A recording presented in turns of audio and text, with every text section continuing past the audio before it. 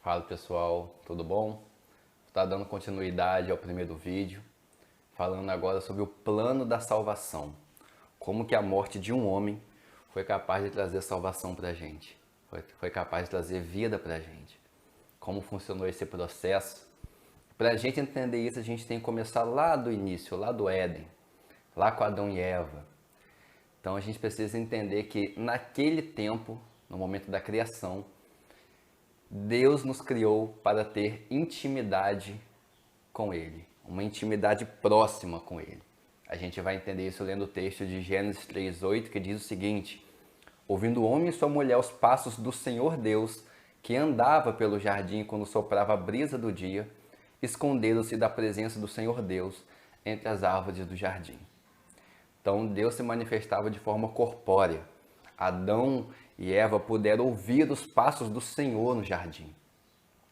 Isso prova com que a intimidade que a gente foi criado para ter era gigante. Era de estar próximo pessoalmente de Deus. Porém, isso foi rompido por causa do pecado, né? A velha história que a gente já conhece, da serpente entregando o fruto para Eva e Eva compartilhando o fruto com Adão, o fruto da árvore do bem e do mal. Então a gente vai estar lendo um pouquinho de como foi a consequência disso, o que isso gerou de consequência para a gente. Então disse o Senhor Deus: agora que o homem se tornou como um de nós, conhecendo o bem e o mal, é necessário que ele não coma da fruta da árvore da vida, para que não viva eternamente. A gente tinha a árvore da vida aqui na terra e a árvore da fruta do bem e do mal. Então, a partir do momento que a gente comeu, conhecendo o pecado, a nossa vida eterna foi tirada de nós aqui. Nós comeríamos o fruto da árvore da vida aqui e viveríamos para sempre. Mas por causa do pecado isso não aconteceu. Então a nossa intimidade que a gente tinha com Deus antes do pecado foi rompida. Nós não temos mais, a partir de Adão, depois de Adão, a gente deixou de ter essa intimidade com Deus, essa intimidade próxima com o Senhor. A gente também precisa entender a importância do sangue, né? Tanto se escuta falar, o sangue de Jesus tem poder, mas você às vezes não sabe por que o sangue de Jesus tem poder. Por que Deus dá importância ao sangue? Qual o papel do sangue para Deus? Então é importante a gente entender isso também. A gente vai ler Levíticos 17, que fala a respeito disso, de por que o sangue é importante. Porque a vida da carne está no sangue. Por isso mesmo eu dei o sangue para ser derramado no altar, a fim de obter o perdão dos pecados do povo, pois é o sangue, ou seja, a vida que tira os pecados. O sacrifício que era feito com bodes, ovelhas, onde você matava lá no passado, antes de Jesus, ele salpicava o sangue dele sobre o altar, era para remissão de pecados. Por quê? Porque era uma forma de você compensar. Você estava tentando compensar a sua morte que veio por causa da fruta, que você deixou de comer a fruta. Conhecemos a morte por causa do pecado. Então a gente tenta compensar essa morte com outra vida, oferecendo sangue, ou seja, vida a Deus. Foi uma tentativa de compensar a morte do pecado. Em Romanos a gente sabe que a gente lê que o salário do pecado é a morte.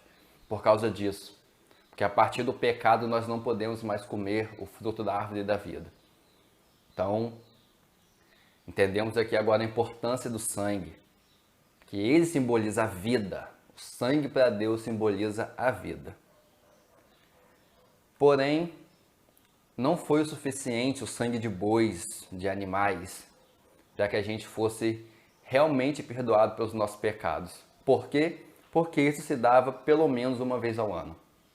No mínimo uma vez ao ano você tinha que fazer um sacrifício ao Senhor para pedir perdão pelos seus pecados. Se fosse o suficiente, você só faria uma vez e você estaria perdoado dos seus pecados para sempre. Porém, não era o bastante, porque cada vez que você pedia perdão, você errava de novo e precisava mais uma vez passar por esse processo de perdão com sacrifício, dando uma vida para compensar a morte do seu pecado. Então, não foi o bastante o sangue de bois e ovelhas. E por que a gente pecava tanto? Porque o coração do homem é inclinado ao mal. A gente vai ler isso em Jeremias aqui.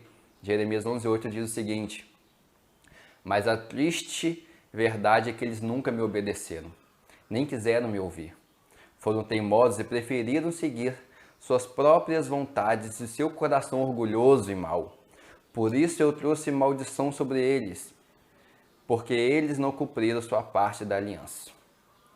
Então, ou seja, a aliança de Deus, que consistia em seguir as leis, não foi possível para a gente, porque o nosso coração era mau. A gente seguia a nossa própria vontade, nosso coração orgulhoso. Então, nós não conseguíamos cumprir nossa parte da aliança. Então, o sacrifício era insuficiente, porque era sempre preciso ficar sacrificando e se sacrificando, vez pós vez, né? Então, não foi o bastante. Porém, a gente tem a promessa de Cristo, na verdade a promessa de Deus, que era Cristo para a nossa remissão de pecados. A promessa da verdadeira remissão de pecados, vindo com a nova aliança com Jesus. E a gente lê isso em Isaías 53, eu vou tentar ler mais uma vez, que estou tentando fazer esse vídeo várias vezes já, mas eu sempre paro nessa parte que eu não consigo. É um texto muito forte, Então eu espero que você que está chegando agora, que está começando a conhecer o Senhor, grave esse texto no seu coração. E você que é um crente mais maduro, também guarde esse texto no seu coração, para que sempre se lembre da importância de Jesus para a gente. Vamos lá, vamos ler o texto aqui. Pois o Senhor quis que o seu servo aparecesse como uma plantinha que brota e vai crescendo em terra seca. Ele não era bonito nem simpático, nem tinha beleza alguma, e que chamasse a nossa atenção ou que nos agradasse. Ele foi rejeitado e desprezado por todos. Ele suportou dores e sofrimentos sem fim. Era como alguém que não queremos ver. Nós nem mesmo olhávamos para ele e o desprezávamos. No entanto, era o nosso sofrimento que ele estava carregando. Era a nossa dor que ele estava suportando. E nós pensávamos que era por causa das suas próprias culpas que Deus estava castigando, que Deus estava maltratando e ferindo. Porém, ele estava sofrendo por causa do nosso pecado. Estava sendo castigado por causa das nossas maldades. Nós somos curados pelo castigo que ele sofreu. Nós somos sarados pelos ferimentos que ele recebeu. Todos nós éramos como ovelhas que haviam se perdido. Cada um de nós seguia o seu próprio caminho. Mas o Senhor castigou o seu servo, fez com que ele sofresse o castigo que nós merecêssemos. Ele foi maltratado, mas aguentou tudo humildemente e não disse uma só palavra. Ficou calado como um cordeiro que vai ser morto, como uma ovelha quando corta sua lã. Foi preso, condenado e levado para ser morto.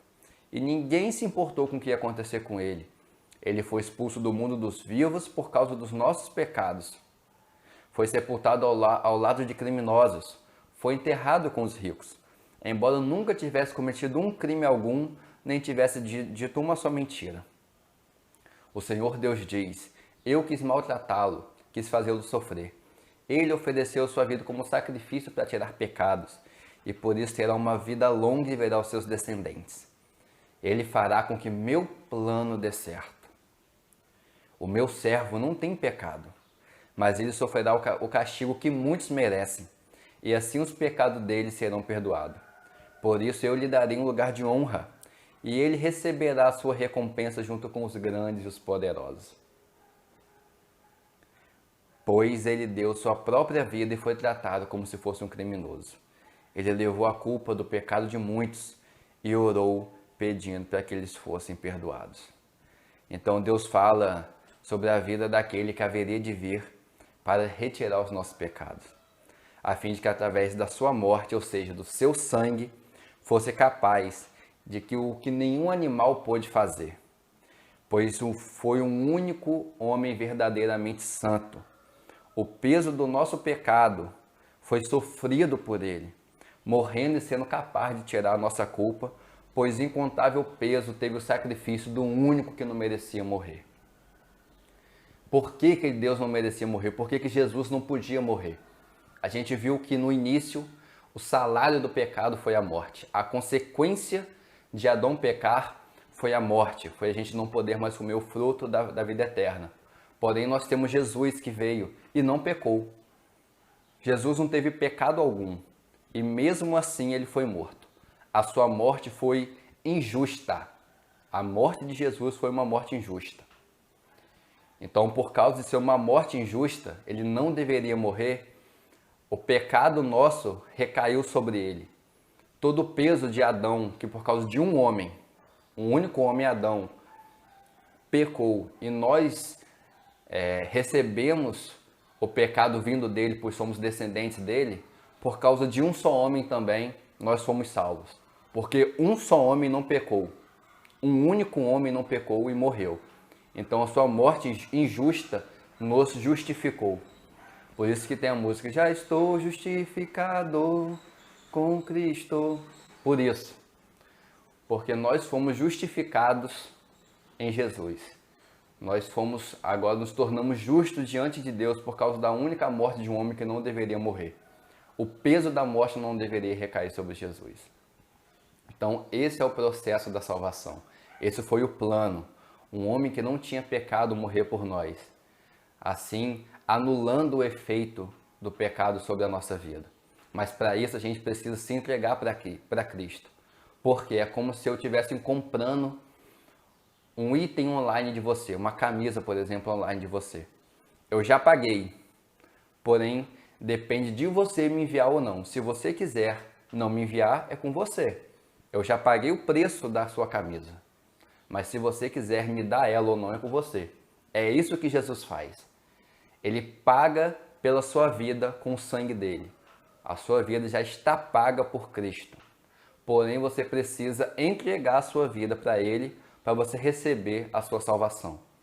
Para você, enfim, ter o direito ao que Deus comprou por você, ao que Jesus comprou por você, que é a vida eterna.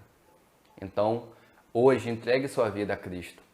Tenha essa mudança, tenha esse interesse de aceitar o sacrifício feito por Jesus a você. Eu gostaria de te fazer um convite também. Se essa palavra tocou em você, no seu coração, se você ainda não é de uma igreja, ou se você está afastado do Senhor, me procure, me mande mensagem. Eu posso estar direcionando você para alguma das nossas células, para que você possa crescer lá. A célula é um lugar maravilhoso para que você possa ter um crescimento com Deus. Vai ter pessoas te apoiando, vai ter pessoas te ajudando na sua caminhada. Então é importante nós termos pessoas assim perto de nós. Então eu gostaria que se você sendo homem ou mulher, se essa mensagem tocou no seu coração, me mande uma mensagem para que eu possa direcionar você ou para a minha célula, se você for um homem jovem, ou para outras células de acordo com a sua faixa etária de idade, com o seu gênero. Então a gente vai estar te ajudando nessa caminhada para que você possa crescer com Jesus e conhecer mais esse homem maravilhoso que morreu por você. Então é isso, pessoal. No próximo vídeo vou estar falando mais um pouquinho sobre a graça, tá? Explicando um pouquinho de como funciona a graça e qual a diferença do pecado de antes, qual a consequência da lei e qual a consequência da graça sobre a gente, o que mudou. Então é isso, eu gostaria que vocês continuassem comigo nessa jornada aí. Espero estar levando a mensagem do Senhor para vocês, que essa mensagem esteja tocando o coração de vocês. Abraço.